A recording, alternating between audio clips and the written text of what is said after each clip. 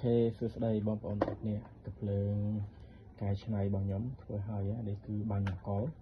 ហើយនេះគឺជាកំភ្លើងទី2ដែលខ្ញុំធ្វើហើយហើយចំណែកនេះគឺជាកំភ្លើងទី1ដែលយើងសក់ដែលខ្ញុំធ្វើហើយនេះ model M187 សក់អកលនេះខ្ញុំនៅតាក់តន់បាញ់ថ្ងៃនេះនៅតាក់តន់បាញ់ថ្ងៃនេះហើយបាញ់ខ្លាំងដូចគ្នាបងប្អូនចង់មើលវីដេអូវាសូមចូល YouTube បានទៅមើលទៅឃើញហើយខ្ញុំបានថតហើយហើយខ្លាំងហើយឥឡូវនេះគឺកំភ្លើងទី2ដែលខ្ញុំធ្វើហើយនេះខ្ញុំយកប្រភេទជាកំភ្លើងបាញ់ទឹកមានហាបូមទឹកអូតូហើយយើងបាញ់ទឹកអានឹងកំភ្លើងបាញ់ទឹកបងប្អូនមើលទៅឃើញរាងវាទៅស្គាល់ហើយហ្នឹងហើយបាទនេះចេញបងប្អូនមើលរាងទៅស្គាល់ហើយអានេះគឺយើងបាច់ចាំផ្សំបាច់អីទេគឺយើងគ្រាន់តែចាក់កលចូលក្នុងនេះយើងយកកលមកចាក់ចូលនៅក្នុងក្បាលអំពង់របស់វានេះហ្នឹងហើយចាក់ចូលមកក្នុងក្បាលអំពង់របស់វានេះហើយបន្ទាប់មកវានឹងធ្លាក់តកលមកក្នុងធុងរបស់វានៅក្នុងនេះអូខេហើយបន្ទាប់មកយើងចង់បាញ់យើងគាត់ឆ្កឹះកៃឡើងឆ្កឹះនេះឡើងមកនេះឆ្កឹះឡើងមកលើឆ្កឹះឡើងមកលើជាមួយលយណាឆ្កឹះឲ្យមានភ្លើងដាក់គ្នាឆ្កឹះមកស្ទោះមកដើម្បីឲ្យវាបុកខ្យល់ចូលមកក្នុងហ្នឹងហើយជាមួយកលឲ្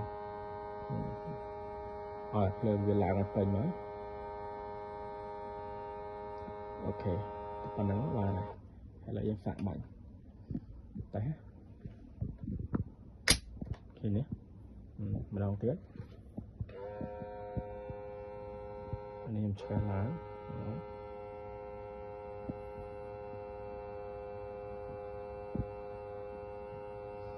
ឲ្យពេញចឹងមកអូខេហើយតែប៉ុណ្្នឹងមកហើយចាំមើលកម្លាំងវាខ្ញុំបាញ់ទៅឲ្យ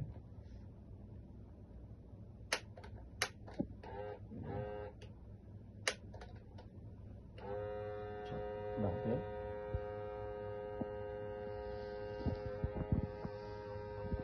ពេលយើងកាលនេះយើងបូមមានថាយើងបូមខ្យល់ពីខាងក្រៅមកដើម្បីចូលមកក្នុងម៉ូទ័ររបស់វាខាងក្នុងនេះហ្នឹងហើយហើយនេះយើងចាក់កលចូលឃើញទេ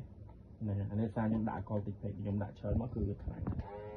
ហើយយើងប្រើជាមួយនឹងគ្រាប់បដាងអានេះគ្រាប់នេះ 6.5 លី 7 លីយើងថា7 លីក៏បានដែរគ្រាប់នេះហ្នឹងហើយបាញ់ខ្លាំងនេះគ្រាប់វាអូខេចឹងប៉ុណ្ណឹងបានអរគុណបងប្អូនអរគ្នា